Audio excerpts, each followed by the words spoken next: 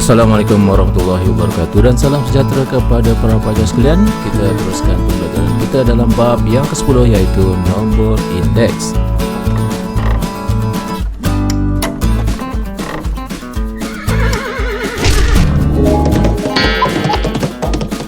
Okey, kita teruskan pembelajaran kita dalam bab yang ke-10 ni iaitu nombor indeks dan dalam siri video ni kita akan lihat bahagian yang kedua iaitu 10.2 indeks gubahan. Okey cikgu. Okey, kita mulakan pembelajaran kita dengan mengenali apa yang dikatakan sebagai indeks gubahan. Okey, di sini kita menggunakan data ni okey, ini data tentang apa Ini data tentang perbelanjaan sara hidup keluarga Encik Rafi Okey, dalam hidup kita ni banyak perkara yang kita perlu biaya contohnya apa? Makanan, sewa rumah, pakaian, pengangkutan, bil air, bil elektrik dan sebagainya Okey, jadi itu semua merupakan sara hidup kita Okey cikgu. Baik. Bagi keluarga Encik Rafi ni ini adalah antara item-item yang perlu dia biayai pada setiap bulan Jadi Amir tengok di sini data yang diberikan di sini ialah indeks harga pada tahun 2020 berasaskan tahun 2018 bagi setiap item ini. Okey berdasarkan kepada data yang diberikan di sini kalau cikgu tanya ada tak mana-mana item yang ditunjukkan menunjukkan tiada peningkatan perbelanjaan tu ada tak? Tak ada cikgu. Nampaknya nilai indeks harga bagi setiap item ni semuanya melebihi 100 cikgu. Maksudnya semua item ni menunjukkan peningkatan cikgu. Bagus. Jadi maksudnya Amir dah faham maksud indeks harga tu Okey seterusnya data yang di sebelah kanan ini yang diberikan dalam bentuk carta pie ni dia menunjukkan tentang agihan item-item tu. Nampaknya di sini kita dapat lihat dalam perbelanjaan bulanan Cik Rafi ni didapati sewa rumah itu adalah merupakan perbelanjaan tertinggi dibandingkan dengan item-item yang lain nampak. Jadi kita lihat melalui apa? Kita akan lihat melalui saiz potongan carta pie nampak tak? Sektor-sektor ni kan. Okey cikgu, okey saya faham tu. Okey bagus Baik, sekarang ni timbullah persoalan Okey, persoalannya ialah berapakah peratus kenaikan kos sara hidup keluarga Encik Rafi ni? Jadi maksudnya kalau kita tengok di sini kan setiap item menunjukkan peningkatan sehubungan dengan itu secara keseluruhannya kos sara hidup Encik Rafi ni pastinya akan meningkat kan. Jadi sekarang kita nak kira secara detail berapa peratus kenaikan kos sara hidup Encik Rafi ni. Okey, kita akan tahu nilai peratus ini jika kita tahu nilai indeks gubahan. Di sini perlunya indeks gubahan tu. Oh, maksudnya cikgu indeks gubahan ni kita nak dapatkan nilai bagi menyatakan secara keseluruhan cikgu bagus kamu dah macam cikgu bercakap Yelah cikgu, siapa yang ajar? Cikgu juga. Bagus bagus. Nampak dewasa sekarang dulu nampak macam budak-budak aja. Cikgu dah semakin matang cikgu. Okey bagus. Okey kita teruskan dengan slide ni Dalam slide ni kita akan belajar cara untuk mengira nilai indeks gubahan Okey, untuk mendapatkan nilai indeks gubahan ni kita memerlukan apa yang dipanggil sebagai pemberat. Apa itu pemberat pemberat ni maksudnya ialah nisbah pembahagian item-item ini. Okey, dalam konteks ini pembahagian setiap item ini dinyatakan dalam bentuk carta pie di sini. Okey, dan diwakili oleh sudut-sudut yang ditunjukkan. Nampak tak?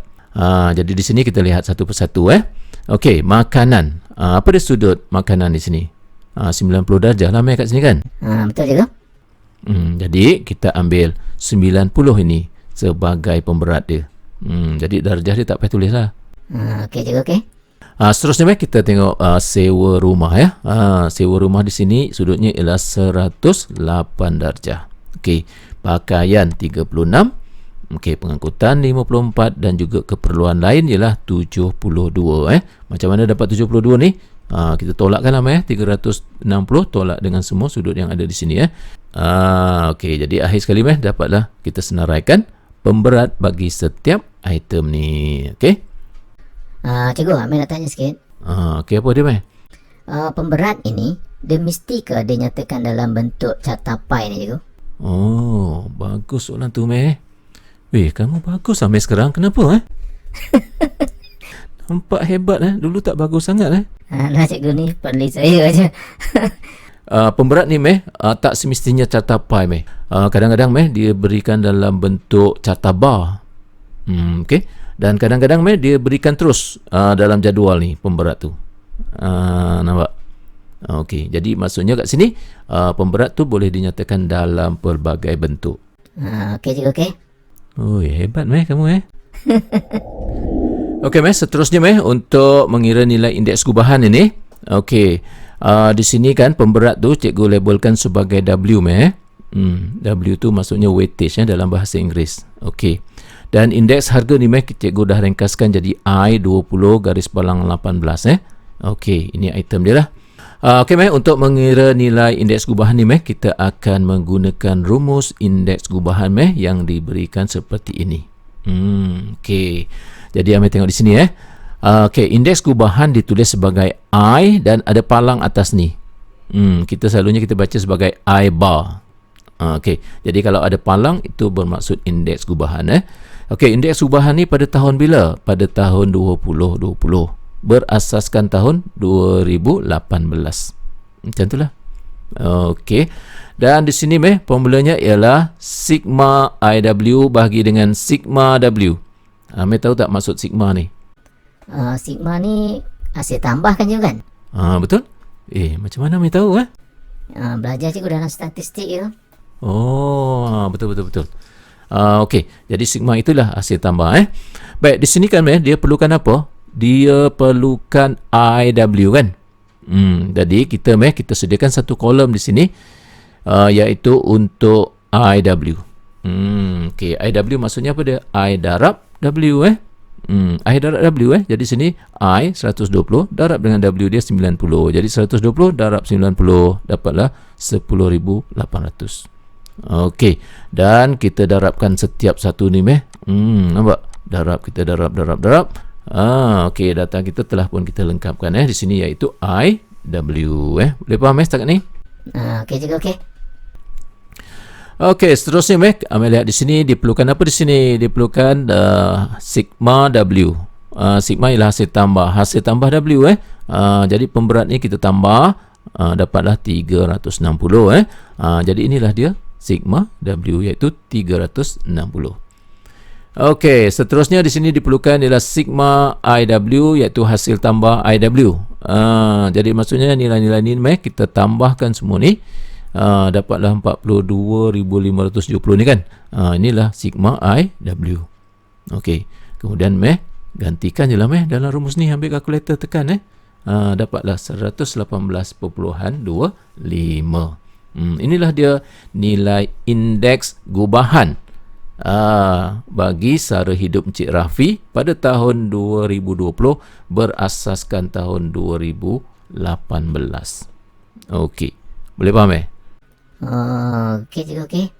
Baik, bila dah dapat nilai ni, Meh, kalau cikgu tanya, berapakah peratus kenaikan kos sara hidup keluarga Encik Rafi ni, Meh?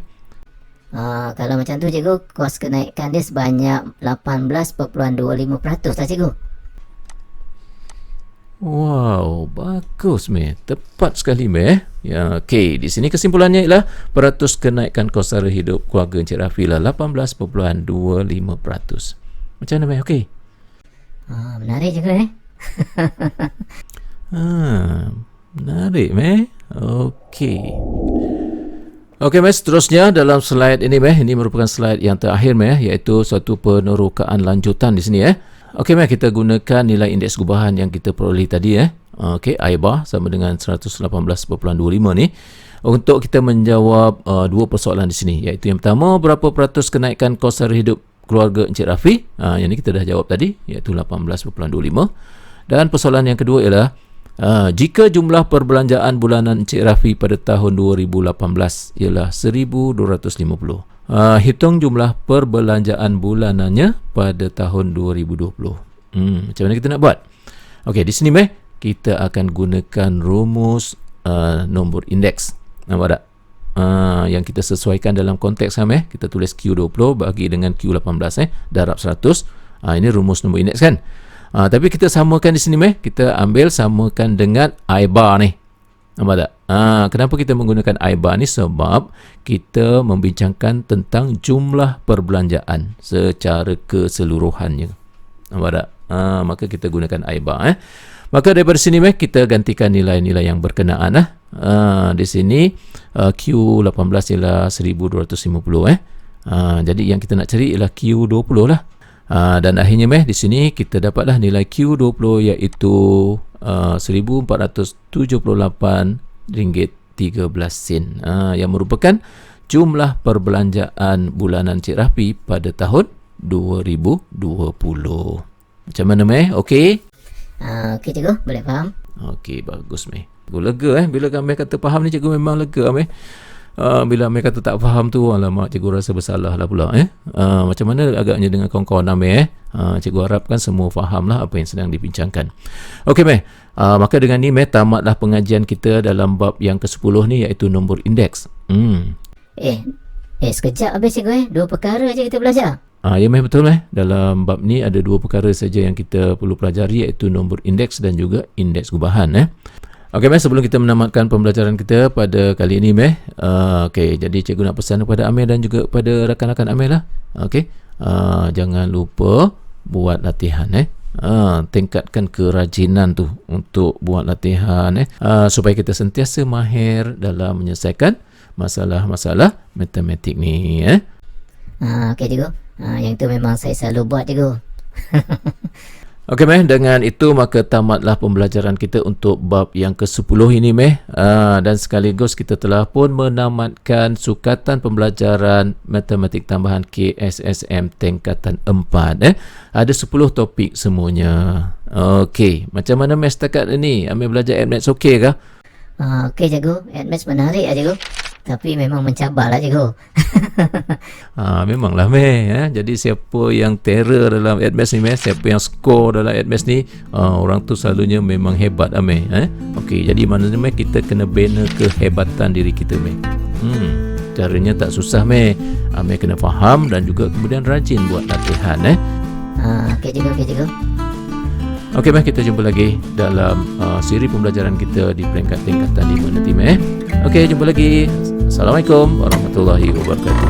Waalaikumsalam warahmatullahi wabarakatuh. Terima kasih cikgu. Okey, sama-sama.